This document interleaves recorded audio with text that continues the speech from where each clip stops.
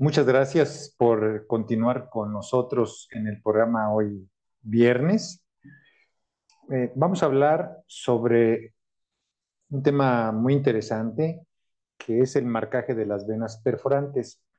Por ende, al hablar de marcaje de venas perforantes, tendremos la oportunidad de hacer un recordatorio, un recuento, un análisis de los aspectos más importantes tanto de la anatomía como de la fisiología de las venas perforantes. Yo soy el doctor Gilberto González Gamiño y soy médico radiólogo.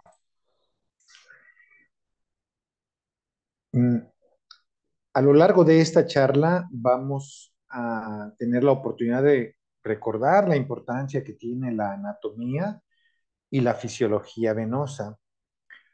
De la misma manera, vamos a saber cómo aplicar un protocolo efectivo de la mano de la optimización de la imagen ecográfica Doppler color. De la misma manera, tendremos la oportunidad de recordar algunos aspectos importantes del conocimiento y la importancia que tiene el léxico flebológico. De igual forma, vamos a,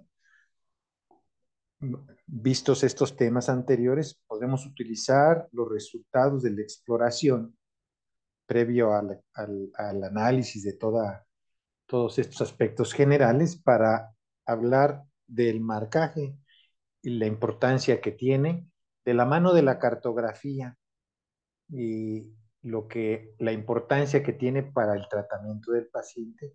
Y al final vamos a tener también la oportunidad de reconocer los aspectos prácticos del reporte eh, ecográfico, Doppler color, venoso, en la aplicación práctica diaria. Comencemos por hablar algunos aspectos importantes, básicos de lo que es la anatomía y la fisiología venosa. Como todos ustedes recuerdan, saben, el sistema venoso de los miembros inferiores tiene tres funciones principales. La primera es servir como reservorio para albergar grandes volúmenes en su interior. Dos, sirve de vía para que la sangre periférica llegue, en este caso, al corazón derecho. Y la tercera, participa en la termorregulación. Esto lo hace a través de una serie de mecanismos de un sistema valvulado, que es el sistema venoso de los miembros inferiores, y de un complejo sistema de bombas.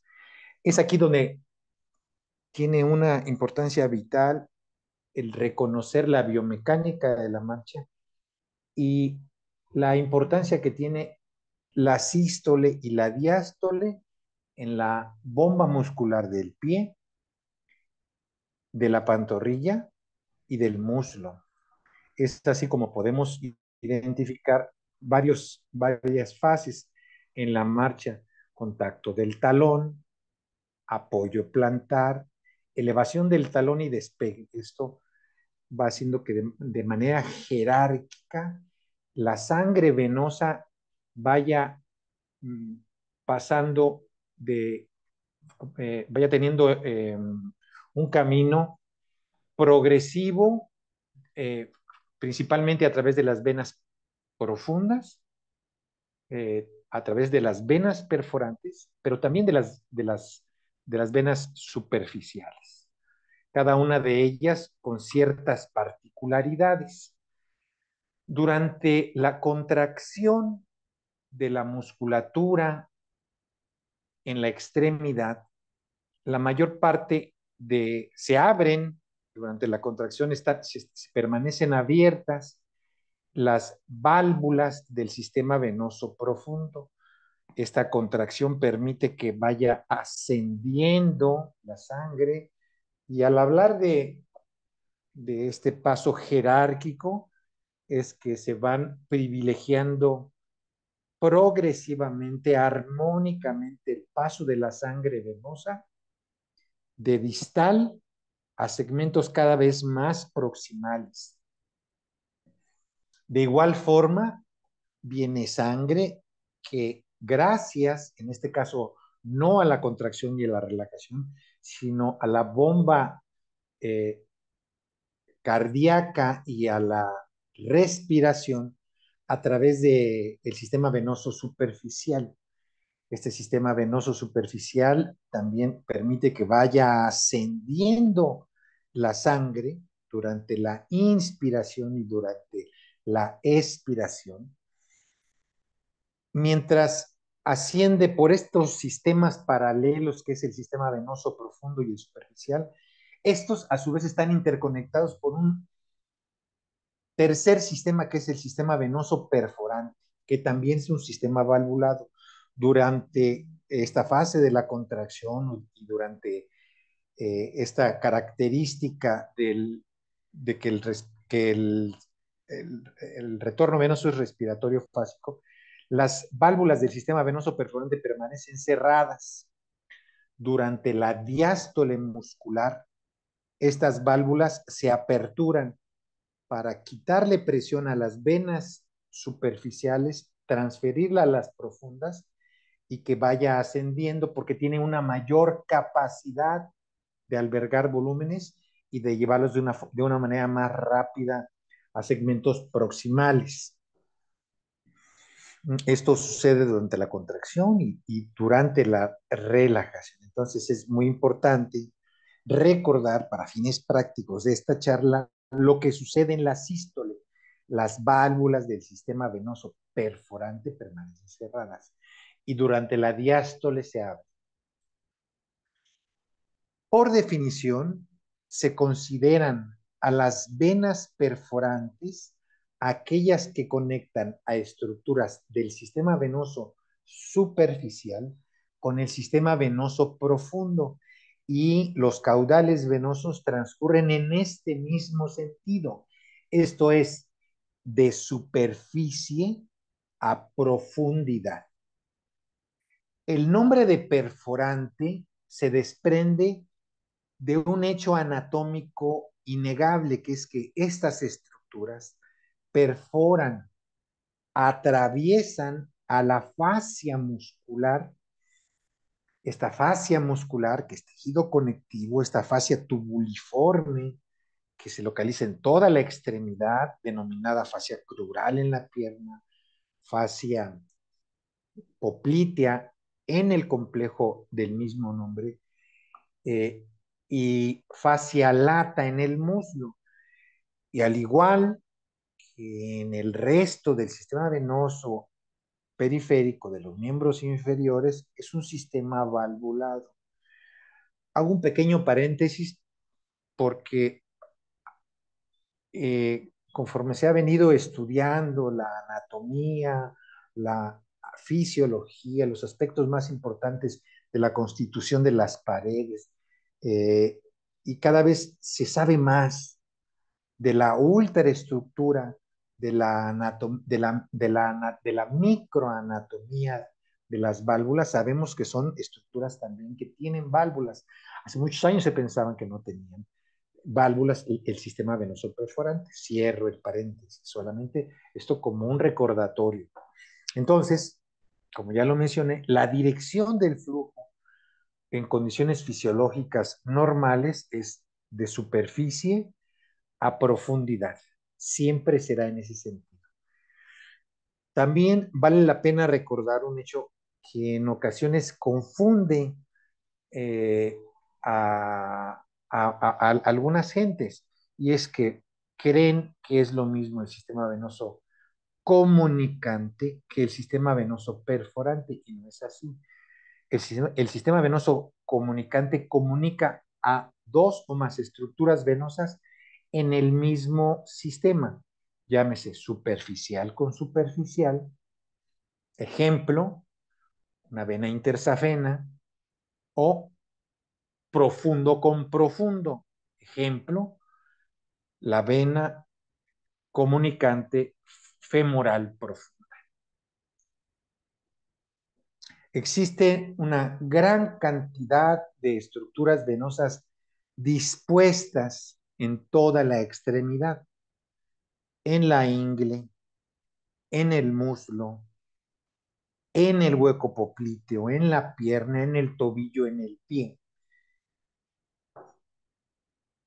Y conforme fueron encontrándose en hallazgos, muchas de ellas cadavéricos, quien descubría esta vena le asignaba el nombre de la persona que la descubría, como suele suceder en muchos casos, ¿no? De la anatomía humana. Sin embargo, eh, se sigue aceptando que algunas de las más importantes, como pueden ser las venas de Coquet, que se disponen en el tercio inferior de la pierna, en la cara interna, anterointerna, se siga usando ese epónimo, aunque hoy en la clasificación del consenso interdisciplinario internacional, la clasificación topográfica es la vigente y existen, por lo tanto, para olvidarnos de los epónimos, venas a nivel inguinal, venas en el muslo del grupo anterior, del grupo lateral, del grupo medial y del grupo posterior. Y así sucesivamente para el resto de la extremidad.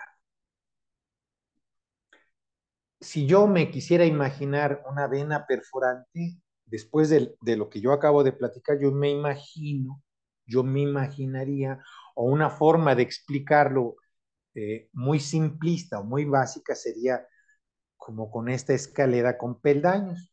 Una es una vena profunda, uno de los elementos verticales, el opuesto en el otro extremo es una vena superficial y los peldaños corresponden a las venas perforantes. Para fines didácticos, pues sí, puede resultar práctico tener ese conocimiento de la mano de lo que yo acabo de platicar. Sin embargo, no es tan simplista, no en todos los casos sucede así de sencillo.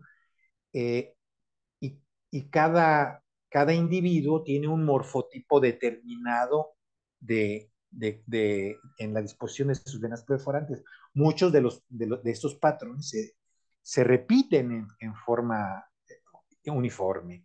Entonces, hoy sabemos que con el ultrasonido nosotros podemos evaluar venas del sistema superficial, venas del sistema venoso profundo y venas perforantes. Y el ultrasonido es capaz de determinar la localización, el calibre, la hemodinamia, los elementos anatómicos que están regionalmente eh, cercanos a estas estructuras, el calibre de la misma, particularmente el orificio facial, cómo está constituido el vecindario y las conexiones potenciales en la parte más superficial y más profunda.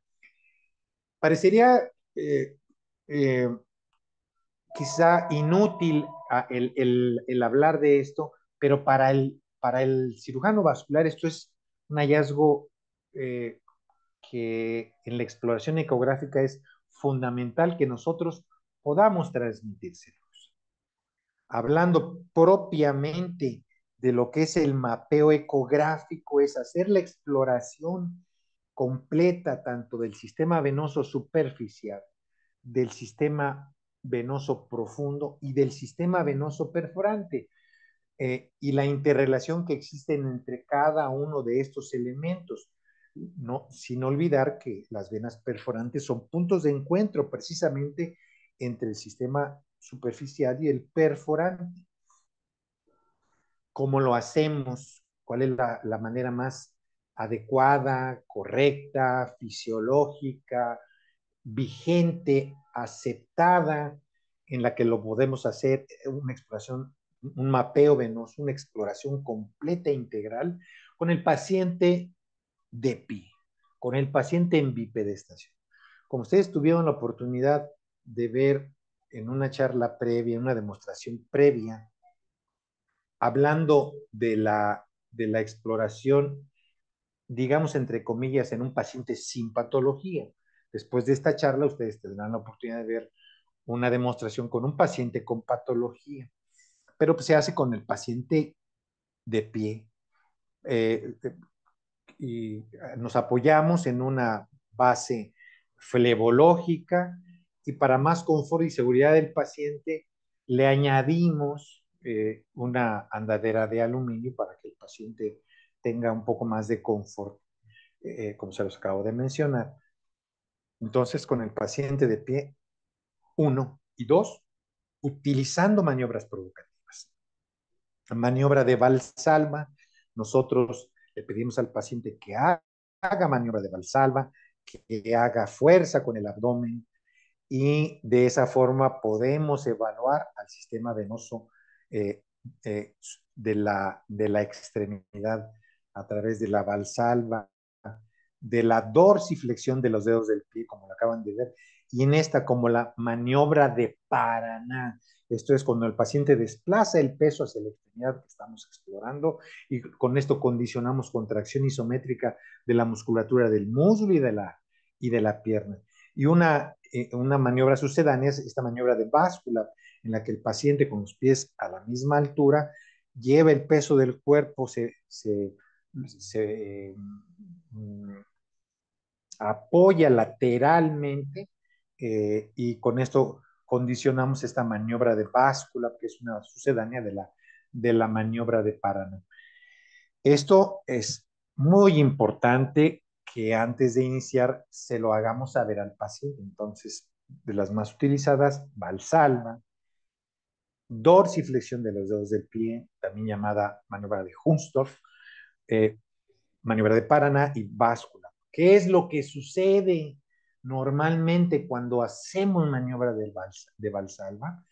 Durante la maniobra de Valsalva, ¿no? O si nosotros suspendemos la respiración, el paciente, en teoría, lo que debe de suceder es que las venas del sistema venoso profundo y superficial se cierran y cuando nosotros suspendemos la valsalva o expiramos, se aperturan estos aparatos valvulares. Esto no hay que olvidarlo. ¿Qué sucede durante la contracción de la musculatura per se a la maniobra de dorsiflexión o Hulstorf, de paranao-báscula?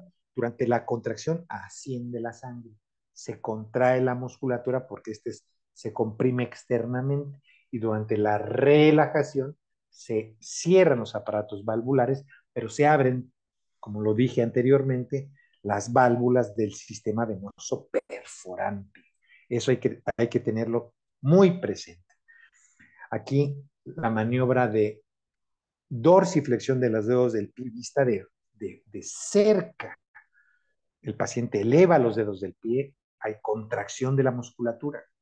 El paciente baja los dedos, hay relajación. ¿Qué otra cosa nos favorece tener al paciente parado en la plataforma flebológica? Que lo tenemos cerca. Y al tenerlo cerca, nosotros podemos observar más de cerca los trayectos varicosos, el edema, los cambios en la coloración de la piel. Nosotros podemos palpar, podemos tocar y reconocer el aspecto clínico de cada uno de estos pacientes. Entonces, eso es lo que logramos. ¿Cómo hacemos las exploraciones dependiendo de qué áreas estemos viendo? Bueno, pues se pueden hacer estas exploraciones mediante un rastreo, como ustedes pueden identificar, rastreo en eje corto, un rastreo transversal, rastreo ecográfico transversal progresivo. Y nosotros vemos paulatinamente qué es lo que está sucediendo en esa área. Este es un abordaje paratibial. Este es particularmente útil si nosotros estamos evaluando las venas del tercio proximal, las anteriormente llamadas venas de Boyd y de Sherman. Doctor, mi paciente tiene una úlcera. Ese no es un impedimento para hacerlo. Generalmente este tipo de pacientes, las úlceras, por muy grandes que sean, son poco dolorosas o indoloras.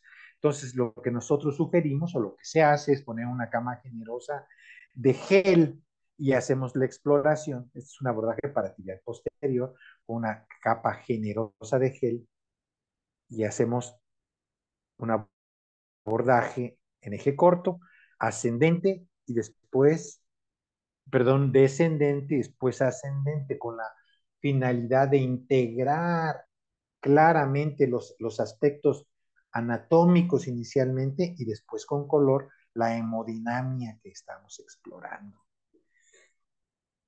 De tal suerte que hay claves, hay tips para identificar a las venas perforantes. Primero, tener el conocimiento de la anatomía, eso es importante, de esta anatomía, de esta clasificación topográfica que yo les mencioné. Entonces, hay venas perforantes localizadas de manera estratégica en toda la extremidad. Entonces, encontramos referencias vasculares, algunas no vasculares que nos van a permitir identificarlas. ¿Cuáles son las referencias vasculares útiles para localizar a las venas perforantes? Pues las arterias perforantes que acompañan a estas estructuras venosas perforantes, como lo vamos a ver más adelante. Entonces, recuerden, las estructuras vasculares útiles son las arterias perforantes. En algunos otros casos, las no vasculares, como puede ser la fascia safena y la fascia muscular. Si bien es cierto que hay una gran cantidad de variantes anatómicas, no solamente en el sistema venoso profundo, en el sistema venoso superficial, donde existen la mayor cantidad de variantes anatómicas, también existen en el sistema venoso profundo, como lo vamos a ver más adelante.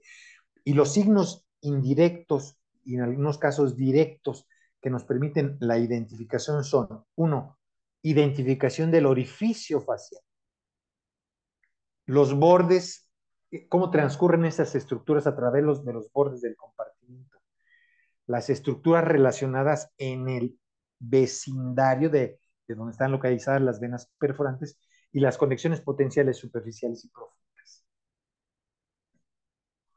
Entonces, de las referencias vasculares y no vasculares, las vasculares pueden ser o son el sistema venoso superficial y profundo, algunas arterias que acompañan a las venas homónimas, ya lo mencioné como ejemplo, las arterias perforantes, las no vasculares como la fascia safena, la fascia muscular, algunas estructuras no vasculares también muy importantes son los tabiques intermusculares porque en el interior, o bueno, no en el interior, sino en el margen de los tabiques intermusculares, en muchas ocasiones, y condicionando sombra sónica, transcurren las venas perforantes. Marcadores óseos como puede ser el borde anterointerno de la tibia, y también músculos y articulaciones son útiles para la localización de las venas perforantes. Entonces, si hablamos de estructuras no vasculares, no olvidemos este esquema, ¿sí? Lo tenemos que tener siempre presente. Esto es eh, la piel, la fascia safena y la fascia muscular. La fascia muscular es esta estructura tubuliforme de tejido conjuntivo que recubre la totalidad de de la extremidad y que nos permite identificar las estructuras que transcurren en el compartimiento superficial y en el profundo. Y a su vez el sistema superficial dividido propiamente en las estructuras interfaciales, eso es las venas safenas mayor y la safena menor o parva, y las estructuras epifaciales, cuyo piso es la fascia safena y cuyo techo es la piel. Aquí está un ejemplo claro. Esta es una imagen en eje corto en la pierna. Entonces podemos identificar claramente la fascia safena y la fascia muscular. La fascia muscular es el límite entre el sistema venoso profundo y el sistema venoso superficial. Y este ojo safeno nos permite con claridad y sin lugar a dudas discriminar a los ejes safenos mayor y menor. Y para las venas, las estructuras vasculares que nos permiten la identificación de los diferentes elementos que componen el sistema venoso, aquí claramente vemos en el muslo la arteria femoral superficial que acompaña a la vena femoral. Esta es una estructura vascular muy importante. Y por encima, eh, inmediatamente cercano a la arteria, esta es la fascia muscular. Entonces, estamos aquí en el compartimiento safeno. La caja de color está localizada en el compartimiento safena. Tendríamos que tener mucho cuidado en tratar de identificar el sitio donde se interrumpe la fascia muscular y que conectaría a una estructura potencialmente superficial a través de una vena perforante con la vena eh, femoral, particularmente las venas del canal muscular de Hunter. Y aquí otro ejemplo, podemos ver cómo se interrumpe la fascia muscular y perfora, esta estructura está perforando, es una vena perforante. Y vean la relación que tiene, se relaciona con el compartimiento safeno, no al centro, sino por un extremo. Hablando de variantes anatómicas, tenemos que considerar que la morfología de las venas perforantes puede variar e incluir conexiones múltiples superficiales y conexiones múltiples profundas, las cuales no necesariamente ocurren en el mismo compartimiento. Esta diapositiva está tomada directamente del libro de Doppler venoso del doctor Miguel Lobolo, Doppler venoso, miembros inferiores y pelvis. Entonces, aquí vemos cómo hay una estructura por encima de la fascia muscular, por debajo de la fascia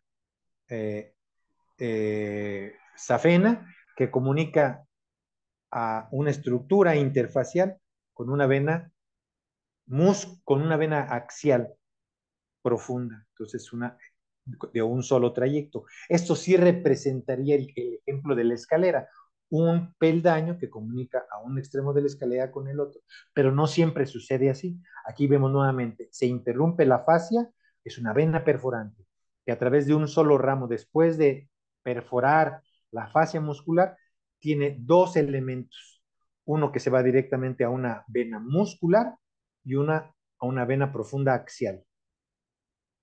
Dos elementos superficiales que se funden antes de penetrar a la fascia muscular y se funden para dar origen a una sola vena que se conecta con una vena axial. Y dos elementos independientes comunicando a una sola vena superficial. Varios de estos elementos pueden darse. Es muy útil, sin lugar a dudas, la aplicación del Doppler color, pero no se recomienda que se haga la medición del calibre del orificio facial con color, sino siempre sin color, porque aquí estamos sobreestimando las características o el calibre de la estructura que estamos evaluando. Además que es importante para saber la localización con respecto a la superficie plantar y su localización en la extremidad, si está en el compartimiento eh, eh, posterior y medial, en el compartimiento posterior y lateral o en el compartimiento de los músculos extensores. Esto es el compartimiento anterior de la pierna. Entonces, ya lo habíamos visto, el orificio facial es uno de estos elementos de los signos directos e indirectos que nos permite reconocer una vena perforante. Entonces, aquí vemos claramente, es un signo directo. El calibre del orificio facial, vemos la fascia, cómo se interrumpe, nosotros la podemos medir y aquí mide 0.65. Hago un pequeño paréntesis para mencionar que no siempre el calibre está directamente relacionado con la insuficiencia, con el punto de fuga, con la insuficiencia del sistema venoso perforante. Es menester hacer el análisis siempre de tipo funcional utilizando Doppler color y en muchos casos incluyendo espectral. Los bordes del compartimiento es otro pequeño apartado. Aquí está el orificio facial, sí. Aquí está la fascia safena, la fascia muscular, y lo vemos claramente, fascia safena, fascia muscular, el orificio facial con color. Me voy a regresar un poco para mostrarles. Aquí hay una arteria perforante. Lo voy a poner nuevamente. Vean, hay un momento en el que la vena perforante, la arteria perforante, ahí está, aparece. Por eso les decía yo que también hay que tener mucho cuidado. Aquí está, esta es la arteria perforante. Son estructuras que acompañan la arteria a la vena perforante. Entonces, este es un eh, reparo anatómico adicional para la localización de las venas perforantes. Entonces, los bordes del compartimiento, ¿por qué? Porque generalmente el compartimiento safeno tiene una relación por uno de sus extremos con las venas perforantes, como ya lo mencioné, no al centro, sino por uno de los extremos. Por ahí se comunica con la vena, con el eje safeno. En este caso es el safeno mayor infrapatelar, como lo muestra el body mark, mm, y lo hace siempre a través de un extremo. Por ahí lo puede venir esta vena desde una localización todavía más superior y solamente estar atravesando el compartimiento esófeno, pero aquí lo que alcanzamos a identificar es que lo abandona por uno de los extremos. Este es otro, vean aquí hay otro reparo anatómico más, esta es el borde anterior de la tibia. Entonces también es de utilidad porque vean como por el borde anterior de la tibia, aquí se ve la arteria perforante y la vena como pasa pegadito al borde anterior de la tibia y después se sigue a través de esta imagen ecogénica que corresponde a uno de los tabiques intermusculares en el compartimiento extensor. Entonces, las conexiones, hablando de estas conexiones potenciales, tenemos que saber con qué está comunicando la vena perforante superficialmente y profundamente, aunque no queden en el sitio exacto donde nosotros estamos haciendo la exploración, tendremos que movernos discretamente laterales, discretamente mediales, volver a regresar un poco hacia arriba, regresar abajo para integrar toda esta información, de tal suerte que veremos si lo que está conectándose a través de la vena perforante es, como en este caso, una vena epifacial que está comunicándose, perforando a la fascia muscular y yendo directamente con una vena profunda axial. Un típico ejemplo de esto son las anteriormente denominadas venas perforantes de Coquet, que se localizan en el tercio inferior de la pierna y que comunican a las accesorias posteriores de la vena safena mayor en su segmento infrapatelar con las venas profundas del grupo tibial posterior. Este es el típico ejemplo de esas. Otro ejemplo, vean esta vena epifacial que toma en su recorrido parte del compartimiento safeno, perfora a la fascia safena, lo abandona sin hacer conexión con el eje safeno, perfora a la fascia muscular y se dirige profundamente con una vena profunda axial. Y el ejemplo que ya vimos, donde una vena perforante comunica al eje safeno, lo abandona a través de uno de sus extremos y lo comunica con una vena profunda. Vale la pena también recordar que tanto la unión safeno-femoral como la unión safeno-poplitea funcionalmente son venas perforantes, porque están comunicando, están siendo un punto de encuentro entre una vena superficial, el extremo distal, el extremo proximal de la safena mayor supragenicular, suprapatelar, con la vena femoral. Y esto que se vuelve ecogénico y atraviesa es el aparato valvular terminal. Entonces, así una vena, perdón, la unión safeno-femoral y safeno-poplitea pueden ser desde el punto de vista funcional consideradas como venas perforantes. Y que en este reconocimiento de lo que debe de suceder normalmente, y es que durante la valsalva cierren los aparatos valvulares, cese el retorno venoso, y esto es el flujo. Para poder entender o hablar de reflujos, primero tenemos que hablar de flujos. Por eso pusimos de antemano los eventos anatómicos y fisiológicos que se suceden normalmente cuando nosotros ejecutamos las maniobras provocativas, llámese valsal, dorsiflexión, paraná y vascular.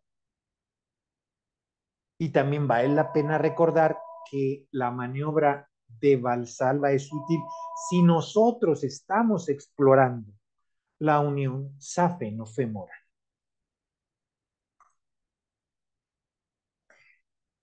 Parecería como un crucigrama después de estos aspectos de los que hemos venido hablando de la anatomía, topográfica, de la fisiología, de la sístole, de la diástole, de explorar a los pacientes en bipedestación utilizando maniobras provocativas, de qué es flujo, de qué es reflujo.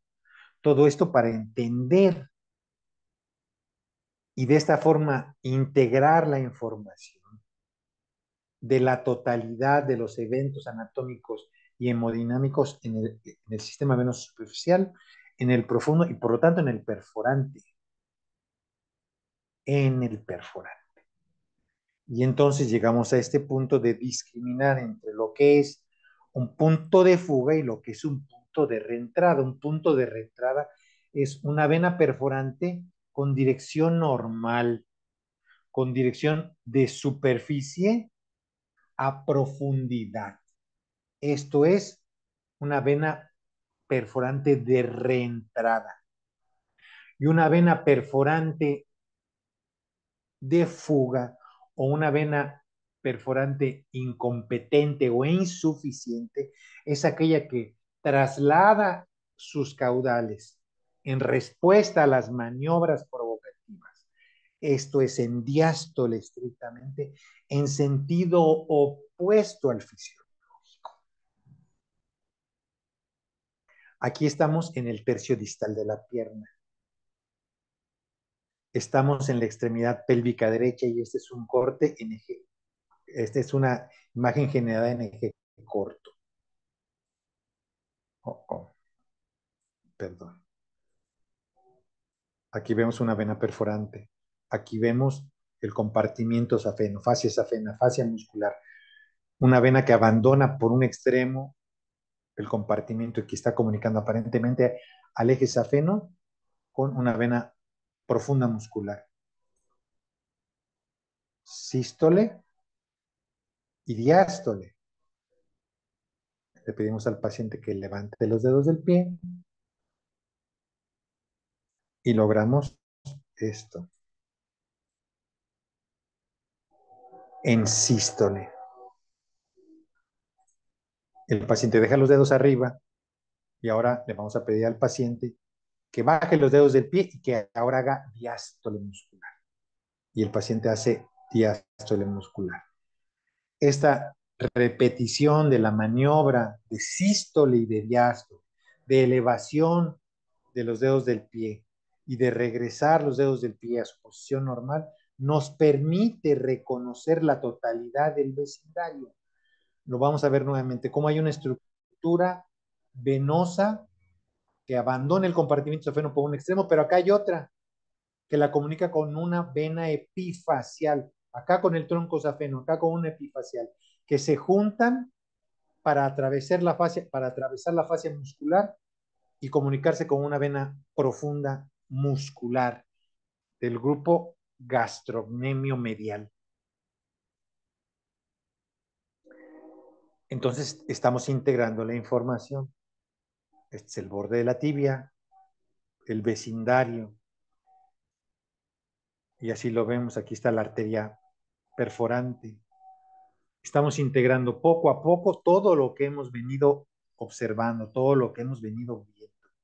Hay otras estructuras también muy constantes, como puede ser, esta es una vena perforante del tercio posterior de la pierna, del tercio medio, denominada en la, con un epónimo como perforante de May, pero pertenece al grupo de venas perforantes del tercio medio de la cara posterior de la pierna.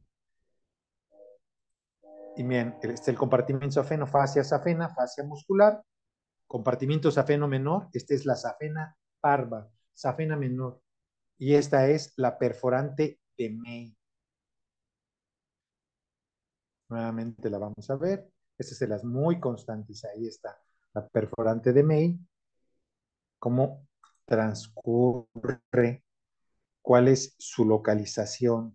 Está en sístole y en diástole lleva sangre de superficie a profundidad. Es un punto de reentrada. Aquí otra perforante en otra localización. Perforante de reentrada. Compartimiento safeno, fascia safena, fascia muscular. Estamos en la extremidad izquierda, estamos en el tercio, en la unión del tercio medio con el tercio distal de la pierna. Seguramente esta se trata de una de las venas del grupo paratibial posterior, antes denominadas de Coquet inferior, media y superior. Esta parecería ser la 3, la superior. En muchas ocasiones encontramos una gran cantidad de venas varicosas que nos es difícil poder identificar de dónde proviene y si existe o no compromiso más allá de las venas epifaciales. O hay reflujo transferido de una vena perforante. Para eso resulta útil integrar toda esta información de la que estamos hablando en diferentes localizaciones en la pierna, en el muslo, en la cara lateral, en la cara medial, aunque la mayor de estas se dispone en la cara medial, también podemos encontrar venas perforantes en la cara lateral de la pierna, en la cara posterior del muslo, en la ingle. Entonces aquí hay una vena perforante, vemos rémora, vemos éstasis, vemos ecocontraste espontáneo, vemos distensión, un calibre incrementado, localizado esta a 25 centímetros de la superficie plantar, con una que en diástole tiene respuesta opuesta. Aquí está pasando sangre de la superficie, perdón, de la profundidad a la superficie. Esta es una vena, un punto de fuga. ¿Qué hacemos cuando hay una perforante de fuga? Bueno, tratamos de caracterizar todas todos los pormenores que podamos hacer, desde la localización, el calibre, las conexiones potenciales, el vecindario. mm, y claramente un hallazgo que es adicional es el cronometraje. Y si bien es cierto que en el artículo original del doctor Labropoulos, él esta exploración del cronometraje y las tablas las hizo en un laboratorio vascular con constantes fijas. Nosotros podemos, a través de maniobras provocativas, al menos tener una idea y saber una aproximación muy cercana a la realidad. De esta forma, el examen ecográfico en insuficiencia venosa crónica debe hacerse con el paciente de pie, porque solamente con el paciente en bipedestación estamos seguros que estamos ejecutando el análisis de manera fisiológica. La apertura y cierre valvular se generan en diferentes fases. Ya lo mencionaba yo eh, en en la demostración. Cuando se abre y se cierra la válvula, hay diferentes fases. Cuando cierra totalmente, se clausura y coapta, se unen al centro los aparatos valvulares y se cierran satisfactoriamente porque existe ahí algo que se llama función antigravitatoria de base y es, tiene que tener como requisito que haya un compartimiento lleno inmediatamente abajo, lleno inmediatamente arriba, y es como querer romper un huevo por los polos, y eso asegura el cierre completo. Se genera un volumen que apertura, después un incremento cuando éstas se van cerrando progresivamente conforme la contracción llega a su límite y el músculo empieza poco a poco a relajarse y ese se forma un vórtice que va a empujar en sentido opuesto y apertura el aparato valvular para que ésta se cierre. Entonces, solamente con el paciente EPI sucede esto y lo simulamos con las maniobras provocativas de dorsiflexión paranevascular. Si acostamos al paciente, esta ley queda abolida. Por lo tanto, no es posible hacer. No es posible. Las mediciones que se hacen con el paciente en decúbito, así sea el calibre de una vena, estamos subestimando el calibre. Estamos subestimando o mal informando la presencia o no de reflujo. Por lo tanto, se habla de que un calibre para la vena, para el eje profundo femoral común, femoral hipopliteo mayor de 1000 milisegundos, esto es un segundo, se debe de considerar como positivo. Un reflujo mayor de 500 milisegundos en el sistema venoso superficial y en las venas profundas de la pierna, axiales, tibiales anterior, posterior, peronea, pero también para las venas sóleas y gastrocnemias es positivo. Y 350 milisegundos para venas perforantes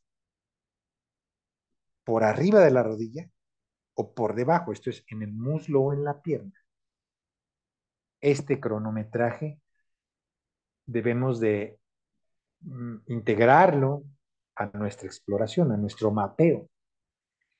Y es así como lo hacemos. Cuando vemos que hay reflujo, nos posicionamos por encima del aparato valvular, reproducimos la maniobra provocativa con la que logramos hacerlo evidente y en este caso, este paciente tiene en una vena perforante en el tercio medio de la pierna 1822 milisegundos. Es positivo.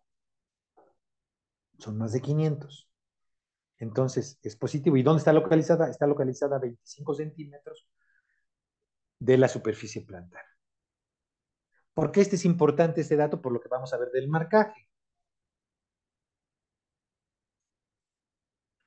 Bueno, entonces hay una premisa en un trabajo original del doctor Nicolaides que fue publicada en 1991 y que sigue vigente y que dice que cuando el sistema venoso profundo es insuficiente, la perforante más frecuente es la perforante de reflujo.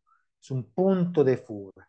Y cuando el sistema venoso superficial es el insuficiente, La perforante generalmente es una perforante de reentrada. ¿Por qué es importante esto de la localización? Porque vamos a hacer el marcaje de las venas perforantes. ¿A cuántos centímetros de la superficie plantar encontramos? Aquí hay un caso, marcamos la perforante, vemos a cuántos centímetros de la superficie plantar, hacemos el marcaje con un lápiz cosmético, le tomamos fotografías digitales y hacemos también el análisis y las fotografías de los trayectos varicosos asociados de forma digital. Y así podemos tener a través de pequeños clips, de pequeñas imágenes, algunas en escala de grises, algunas con Doppler color activo, de la mano del marcaje de las perforantes y de una cartografía de información que vamos integrando. Entonces, las venas perforantes son posibles de identificar o son altamente posibles de identificar con imágenes generadas en escala de grises en 2D, bidimensional, con eco bidimensional. Y que en situaciones técnicamente complicadas, difíciles, donde tenga trayectos varicosos, el color relleno activo facilitará, utilizando maniobras provocativas, el reconocimiento de estas. Entonces, así es como nosotros vamos a poder discriminar entre una vena perforante directa y una vena perforante indirecta. Las venas perforantes directas comunican a una vena superficial con una vena profunda axial y las venas perforantes indirectas comunican a una vena superficial con una vena profunda de relevo muscular y de ahí a una axial. Las manifestaciones clínicas de las venas perforantes indirectas afectadas por insuficiencia, por puntos de fuga, se traduce clínicamente en varices secundarias, mientras que las perforantes directas en cambios tróficos. Y el reporte debe de contemplar esta información de la localización de los puntos de fuga, de los puntos de reentrada asociados, de la localización, de al integrar la información completa del mapeo venoso, en qué parte queda situado el paciente en la clasificación de SEA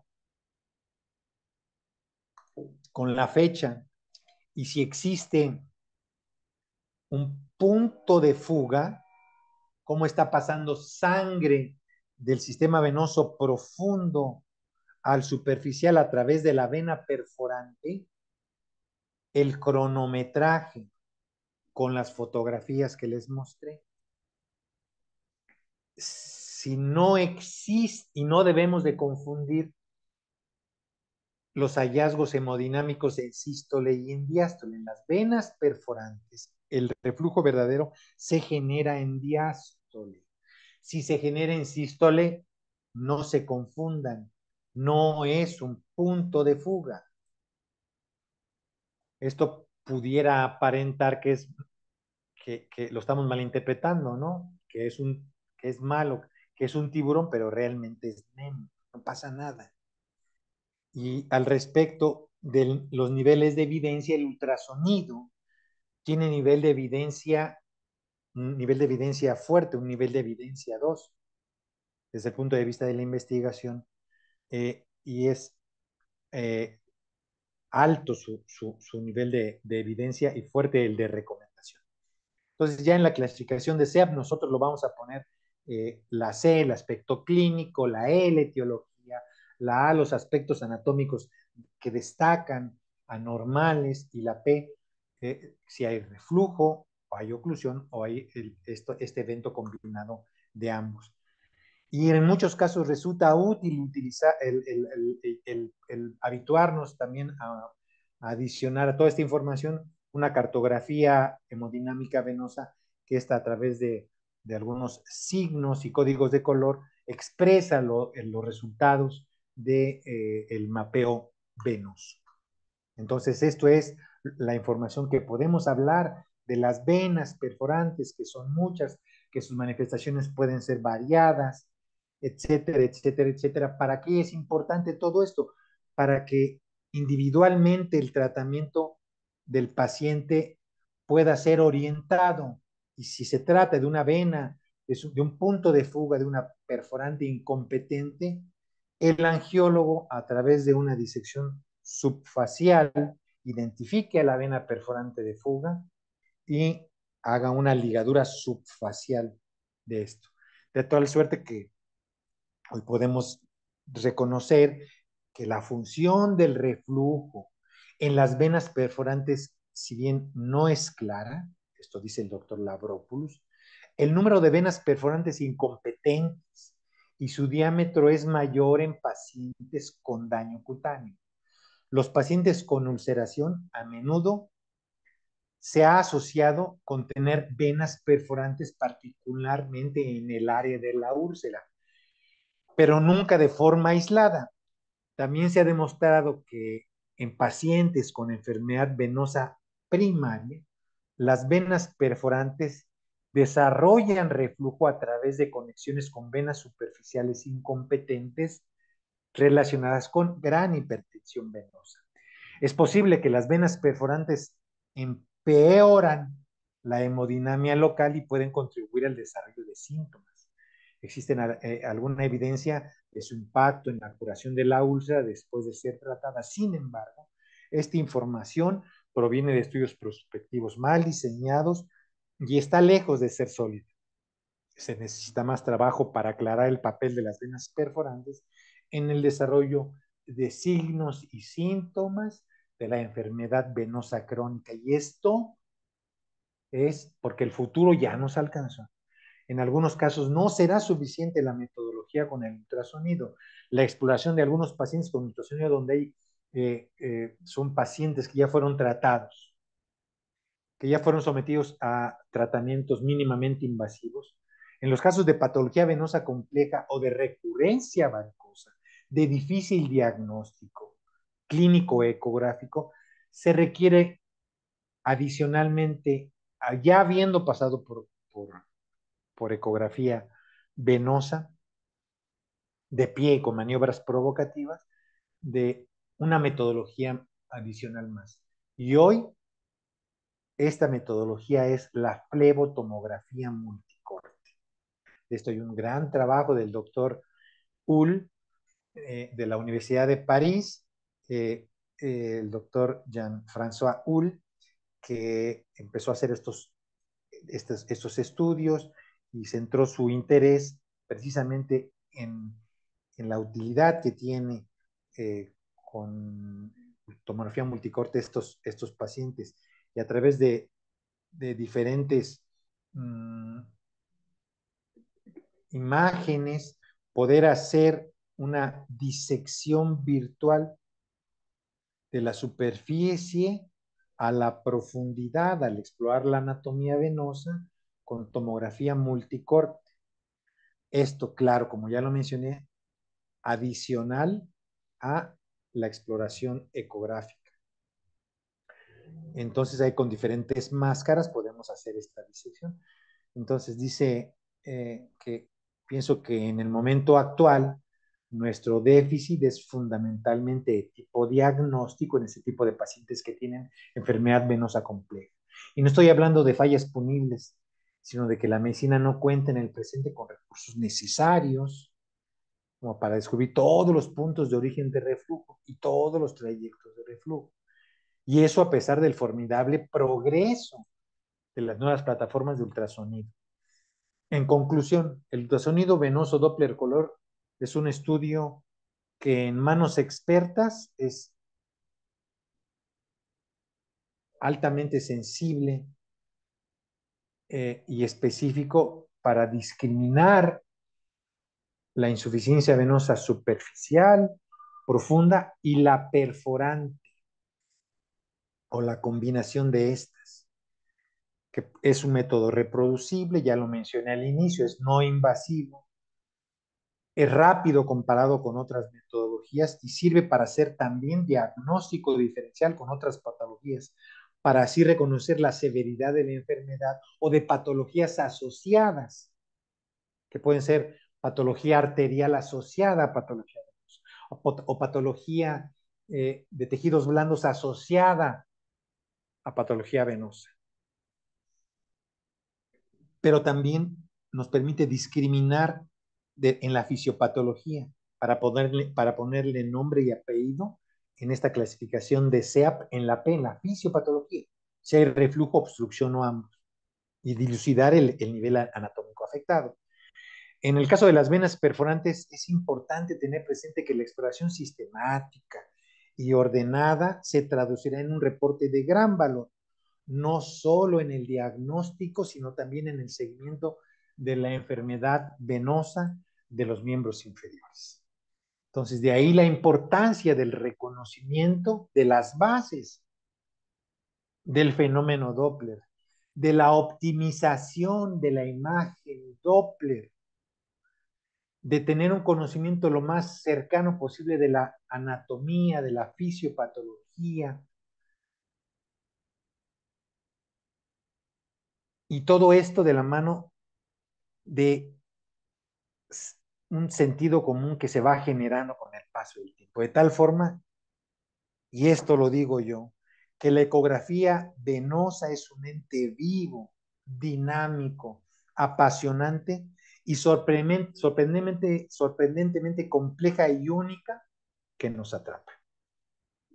Yo les agradezco mucho por su atención. Buenas tardes.